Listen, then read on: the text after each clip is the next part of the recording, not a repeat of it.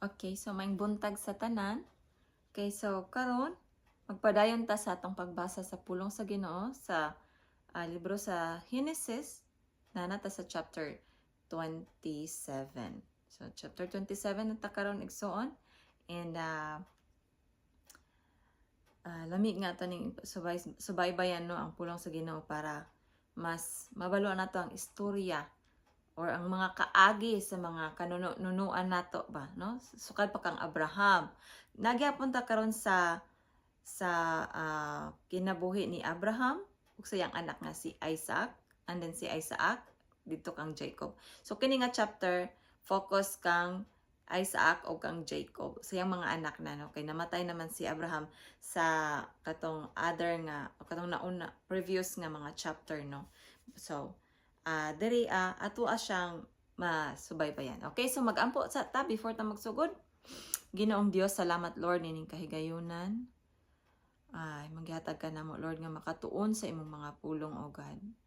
Lord, salamat nga ikaw kanunay andam Ginoo nga magatudlo ka namo Lord kung kinsa ug unsa ikaw nga Dios. Sukad pa kaniadto Lord sa kinabuhi ni Abraham, ni Isaac, and then ni Jacob, Lord. Tabangi kami Ginoo nga ang among pagsalig ug pagtuo kanimo Lord, the more nga motubo Ginoo, samtang kami the more nga maminaw ug magbasa sa imong pulong.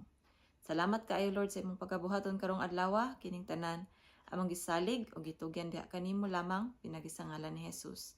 Amen ug amen. Okay, igsoon. Okay, so welcome. Okay, so naa na ta sa 27 sa Genesis chapter 27. Okay, so ato ang sugdan no, chapter 27. Okay, tigulang na si Isaac og dili na makakita. Gipatawag niya si Esau, ang magulang niyang anak, o giingnan, anak, og mitubag si Esau, unsa man tay? Miingon si Isaac, tigulang na ako og sa dili madugay mamatay na. Busa, kuha ang imong mga hinagiban, ang imong pana og udyong, labaw og lakaw og pangayam. Unya lutuy ako sa kinaham kong putahi og dadanganhi kay akong kanon og panalanginan ko ikaw sa dili pa ako mamatay. Okay, di ba ang first man yun nga anak ang naay kanang kanang na authority ba na siya. Pero di ba gibaligya naman to ni Esau kang Jacob, pero kay wala man kabalo si Abraham nga gibaligya na ni Esau ang iyahang pagka kanang birthright ba kang Jacob. So mao nga gipatawag ni Abraham kay si Esau gihapon ang iyang gusto nga panalanginan. Okay, so sa verse 5, nagpaminaw si Rebecca sa gisulti ni Isaac kang Esau. Busa, sa nakalakaw na si Esau aron mangayam, giingnan ni Rebecca si Jacob. Nakadungog ako sa imong amahan nga miingon kang Esau, pangayam og lutoy ako lami ang sudan kay kanon ko kini og unya panalanginan ko ikaw. Sa tubangan sa Ginoo sa dili pa ako mamatay. So girilay ni Rebecca ang unsay madunggan sa iyang bana no. Dito kang Jacob kay di ba si Jacob man ang iyang favorite nga anak no. Paborito niya nga anak si Jacob. Ang paborito nga anak ni Abraham kay si Esau man. Di ba? So naunaan si Rebecca. Sa verse 8, busa anak, buhata dayon kining isugo ko kanimo, ingon si Rebecca.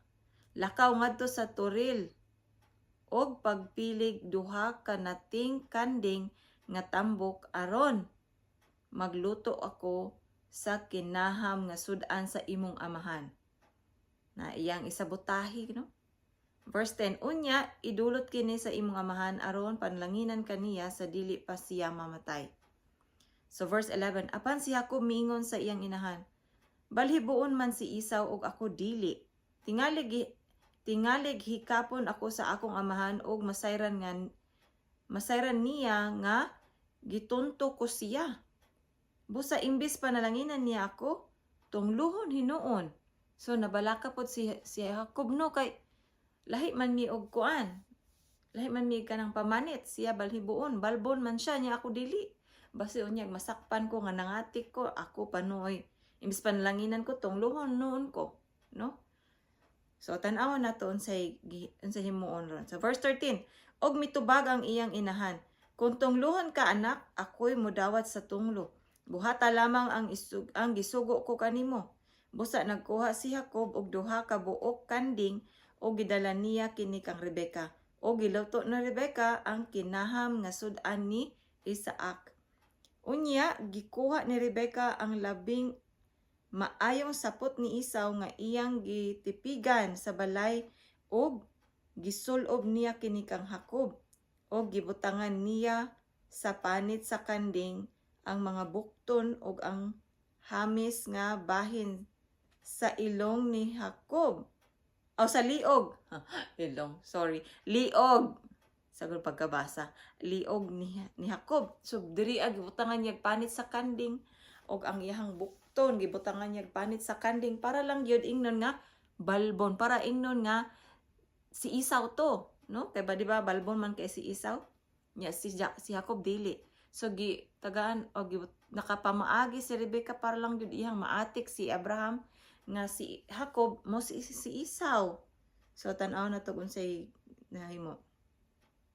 Okay. So, unya, gikuha ni Rebeka ang labing maayong sapot ni Esau nga iyang gitipigan sa balay o gisulob niya kini kang Jacob o gibutangan niya sa panit sa kanding ang mga bukton o ang hamis nga bahin sa liog ni Jacob. Okay, 17. Unya, hatag niya kang Jacob ang lamiang sudan ug pan nga iyang giluto. Okay, verse 18. Unya, miadto si Jacob sa iyang amahan og miingon, ani ana ako amahan ko.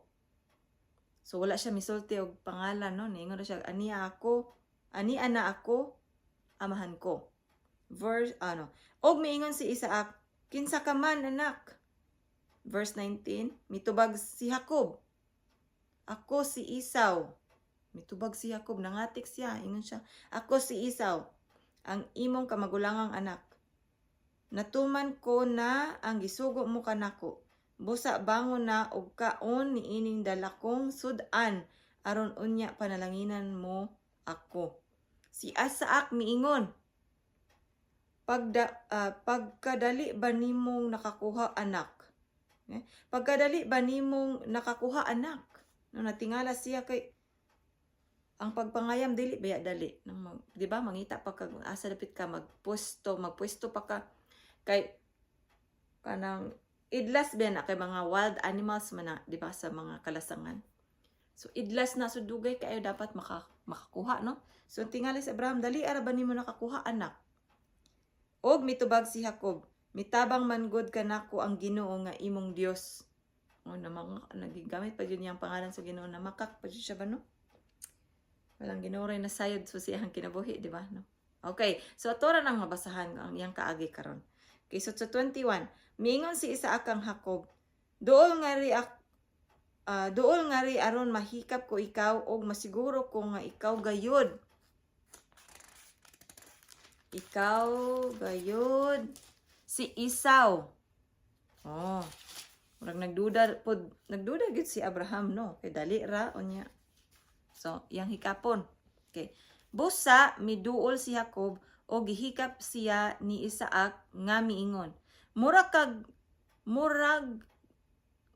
kang Jacob ang imong tingog.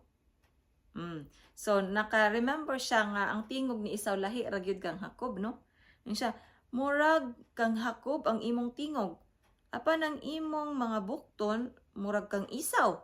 Okay, naatik siya sa balhibos kanding nga gibutang siyang mama sa panit sa kanding kay balhiboon man ang kanding, di ba? Siya. 23. Wala makailas si Isaac kang Jacob kay balhiboon man ang iyang bukton sama sa kang Esau.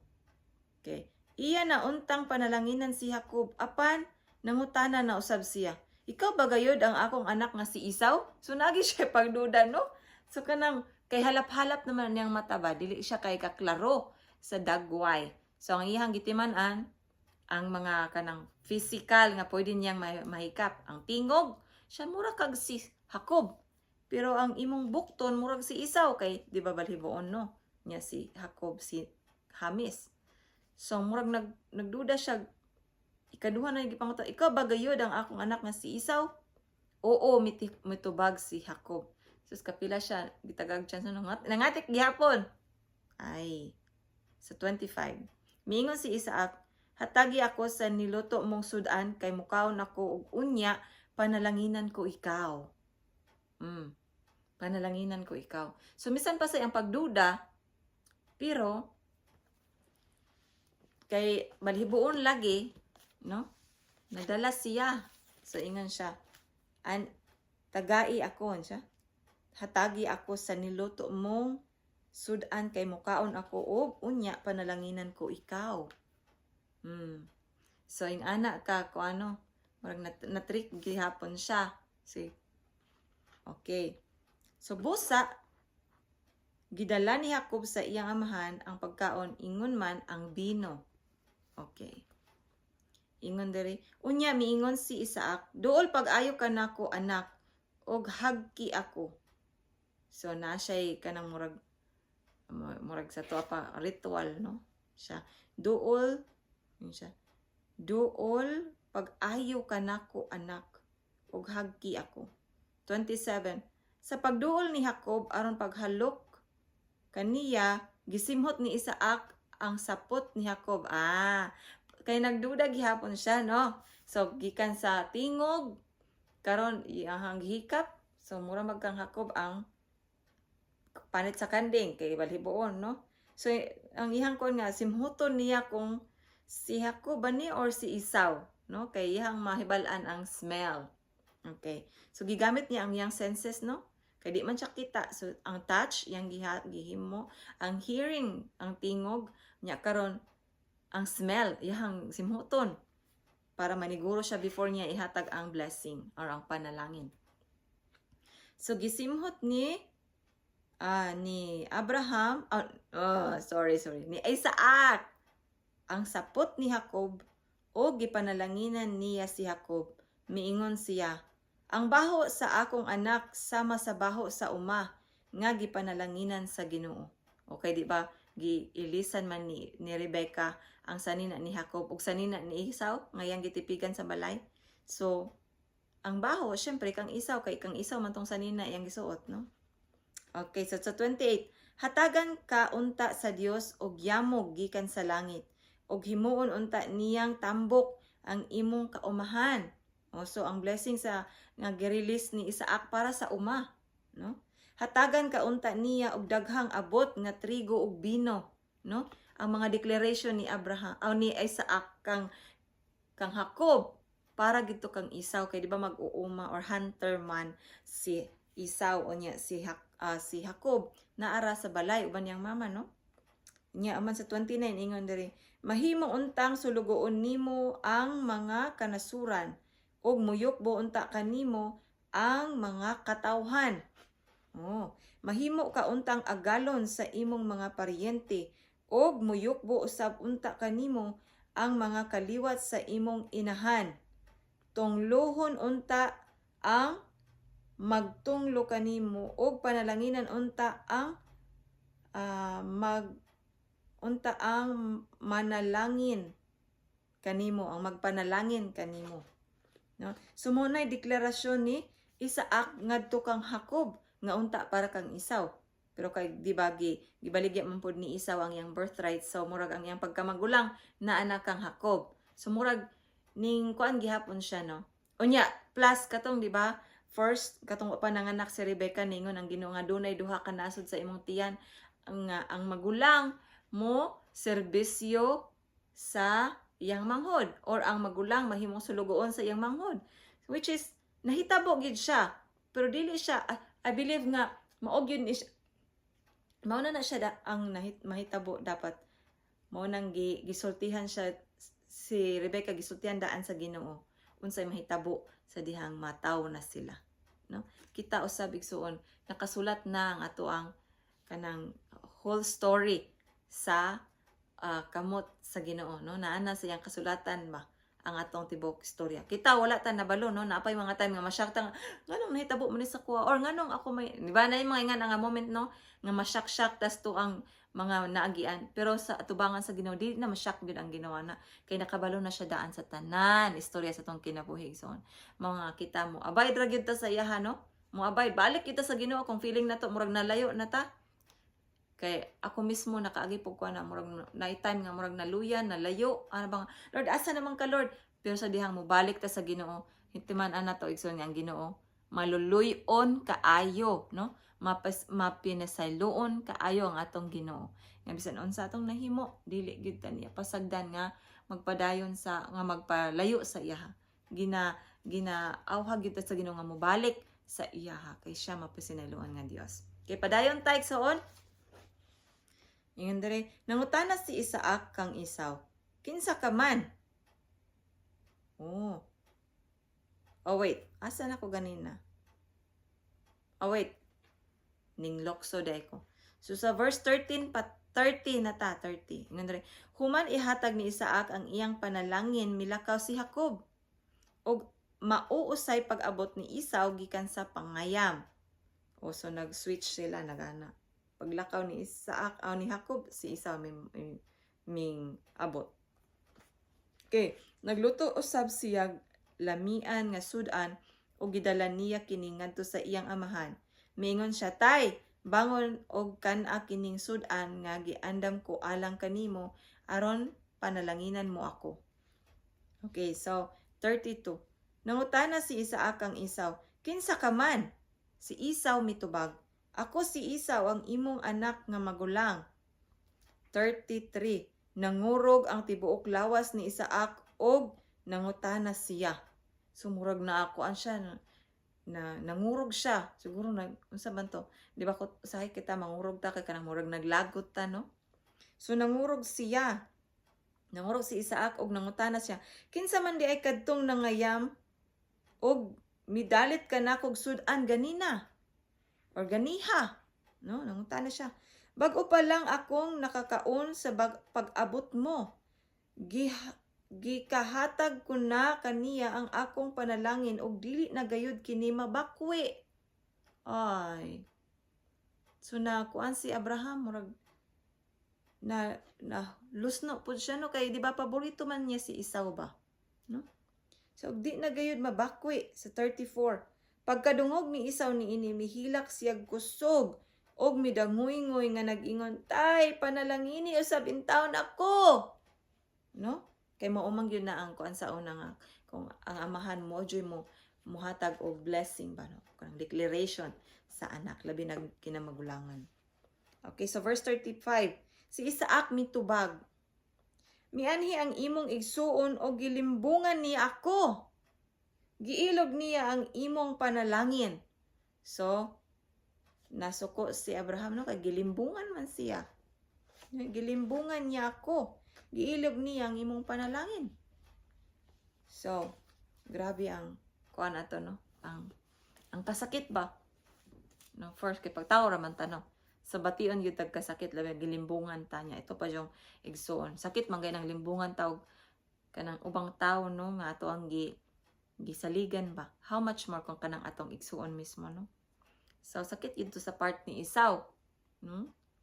Pero okay, so 36 dali miingon si Isaw, ikaduha na kining higayon nga gitikasan niya ako.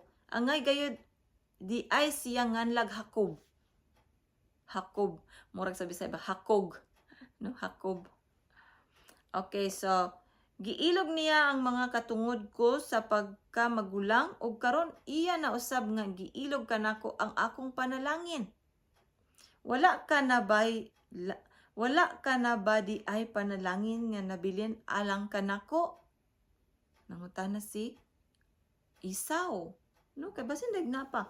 Di bahala gihatag tong uban kang Jacob. So mangayo siya lain na lang pod unta no. Og si Isaac mitubag kang Isaw. Gihimo ko na siya nga imong agalon o gihimo ko usab ang tanan niyang paryente nga iyang mga sulugoon. Gikahatag ko na kaniya ang trigo ug bino. Busa unsa pa may mahimo ko kanimo anak. So sakit po to sa bahay ni Abraham no kay paborito niyang anak wala niya natagaan kay gilimbungan siya atong usa. No? So verse 38, apan nagpakiluoy si Esau sa iyang amahan ug miingon, tay, maura bag kadtoy imong panalangin? Intawon panalangin ni usab ako. So nagpakiluoy siya, nagdangoy nga siya, nagpakiluoy. Unya mihilak siyag kusog. Og si Isaac miingon kaniya, dili gayud mohambok ang imong yuta o makadawat og ulan gikan sa langit ang imong kaumahan. Mabuhi ka pinaagi sa imong espada og maulipon ka sa imong igsuon. Oy, grabe ang iyang kabaliktaran niyang nakuha, no? Apan inigsukol nimo, makalingkawas ka sa iyang gahom. Oh, makalingkawas ka sa iyang gahom. Oh, kung musukol siya. 41. Gikasilagan ni Esau si Jacob, kay ang iyang panalangin gikahatag man sa ilang amahan ngadto kang Jacob. Miingon siya sa iyang kaugalingon, hapit na mamatay ang akong amahan, inig kamatay niya patyon ko gayod si Jacob. So naghunahuna na siya nga pagkamatay siyang papa or siyang tatay, patyon pod niya si Jacob kay di ba naglagot to siya pag-ayo kay gilimbungan siya kaduhan na. So no? Okay. So 42. Apan nakabalita si Rebecca sa bahad ni Esau, busa gipatawag niya si Jacob o giingnan niya. Nagplano ang imong igsuon nga manimalos kanimo og patyon kaniya. Busa anak pangandam og lagyo or kagyo ngadto sa akong igsuon nga si Laban nga atuan nagpuyo sa Haran, no? So kay ang di ba ang inahan man mastermind ani. So ngita siya og pamaagi pod nga dili mapatay ni Esau si Jacob. Okay, so 44. Pabilin didto hangtod nga muhuwas ang kasuko sa imong igsuon og malimtanan niya ang imong gibuhat kaniya. Ipakuha ko lang ikaw unya. Nganong magdungan man kamog pangawala kan ako, ingon si Rebecca. No, kay syempre magkuan man na sila. Sumpaki, no? So 46. Miingon si Rebecca kang Isaac, gilaayan na ako og dili na makaantos sa mga langyaw nga asawa ni Esau. Kung mga asawa usab si Jacob sa usa ni ining mga hitihanon, maayo pa nga mamatay na lang ako. Oh, si Rebecca. Nagdrama si Rebecca kang Isaac, no? Gipatawag ni Isaac si Jacob og gipanalanginan niya o giingnan, ayaw gayod pangasawag taga Kanaan. Pangandam og lakaw ngadto sa Mesopotamia sa Pinoy-anan ni Betuel ang amahan sa imong inahan. Didto pangasawa og maoy pangasawaa ang usa sa mga anak sa imong uyuan nga si Laban. Panalanginan unta sa Dios ang labing gamhana ng ang inyong kaminyoon og hatagan kag daghang mga anak aron mahimo kang amahan sa daghang kanasuran. Panalanginan kaunta niya og ang imong mga kaliwat ingon nga gipanalanginan niya si Abraham. Maimo unta kining yutaa nga gipuy-an nimo nga gihatag sa Dios kang Abraham. Unya gipalakaw ni Isaac si Jacob ngadto kang Laban dito sa Mesopotamia. Si Laban anak ni Betuel nga taga Aramea, igsuon ni Laban si Rebecca nga inahan ni Jacob og ni Esau. So paryente kayo sila. Nakabalita si Esau nga gipanalanginan ni Isaac si Jacob og gipaadto sa Mesopotamia aron mga sawa didto. Oh, by the way, sorry, murag ako kabalon ako nakaingon, no? Ning padayon ta sa chapter 28 igsuon. Padayon ta sa chapter 28. So verse 6 na ta. Nakabalita si Esau nga gipanalanginan ni Isaac si Jacob o gipaadto sa Mesopotamia aron mga sawa didto. Nakabalita usab siya nga sa pagpanalangin ni Isaac kang Jacob, gipasidan-an niya si Jacob nga dili gayud mga sawag taga Kanaan. Nasayran usab niya, verse 7, nga gituman ni Jacob ang giingon sa iyang amahan ug inahan, busa mipaingon siya sa Mesopotamia. Nasabtan ni Esau nga ang iyang amahan dili gusto sa mga babayi nga taga Kanaan. Busa miadto siya kang Ishmael nga anak ni Abraham o gipangasawan niya dugang sa iyang mga asawa, si Mahalat nga igsuon ni Bahut, anak ni Ishmael. O dito siya sa, di ba si Ishmael kay kuan man na kanang step brother ni Isaac. Ni Abraham, ni Abraham. So, pariente sila pero sa sa anak ni Ishmael, no? Okay. So verse 10, mibiya si Jacob sa Bersaba ug mipaingon sa Haran. Nahiabot siya sa usa ka dapit ug mipahulay siya didto kay gabii naman. Mihigda siya aron matulog, no? Mihigda siya aron matulog og bato ang iyang giunlan. Batoy ang giunlan. Unya nagdamgo siya sa iyang damgo, nakita niya ang usa ka hagdan nga misangko sa langit. Sa maong hagdan may mga anghel sa Dios nga nagsaka kanaog. Nakita usab niya ang Ginoo nga nagbarog tupad kaniya og miingon, ako ang Ginoo, ang Dios ni Abraham ug ni Isaac. Ihatag ko kanimo ug sa imong mga kaliwat kining yuta nga imong gihigdaan. Mudaghan ang imong mga kaliwat sama kadaghan sa abog sa yuta. Mukaylap sila ngadto sa kasadpan ug sa silangan, sa amihan ug sa habagatan. Ug ang tanang katawhan sa kalibutan muhangyo kanako nga panalanginan ko sila sama sa panalangin ko kanimo ug sa imong mga kaliwat. 15. Timan-i nga ako nag-uban kanimo.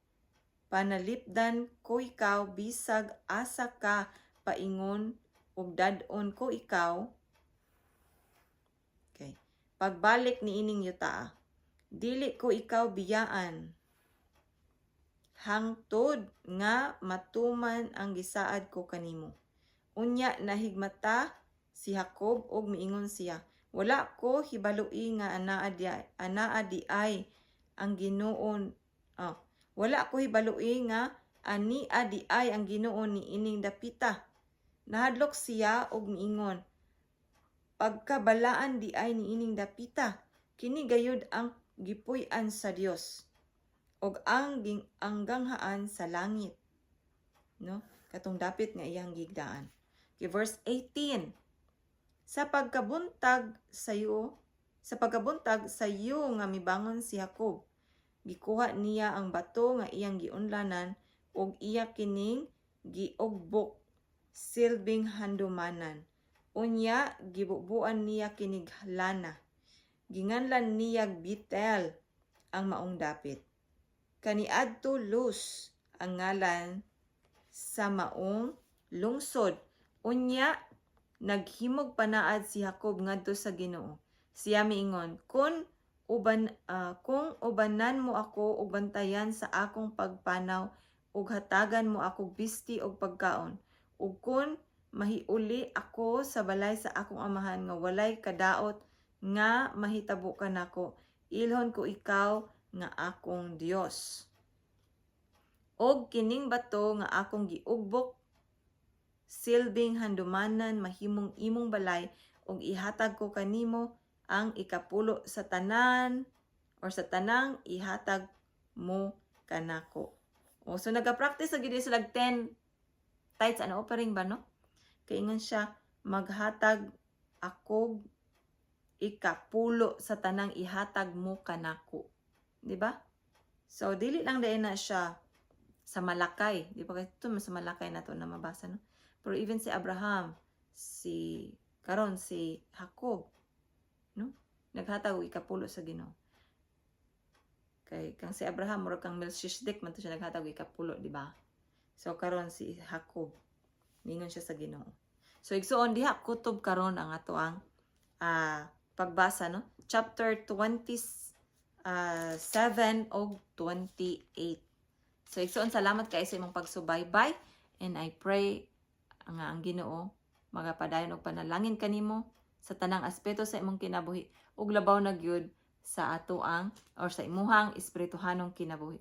Igsuon lami gyud kaayo nga kanang maduol ta sa Ginoo kay ngano ang makasatisfy lang sa ato ang Ginoo ra gyud, walay salapi, walay bisan unsa nga butang diri sa kalibutan nga makahatag natog satisfaction.